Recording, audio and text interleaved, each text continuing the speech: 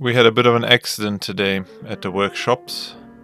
This rather large and beautiful painting came away from the wall and fell on top of the very frail bone ship, knocking it off the pedestal and onto the ground.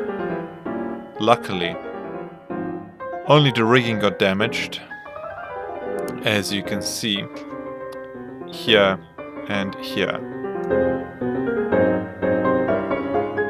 The painting was also slightly damaged and has suffered one hole, as you can see here.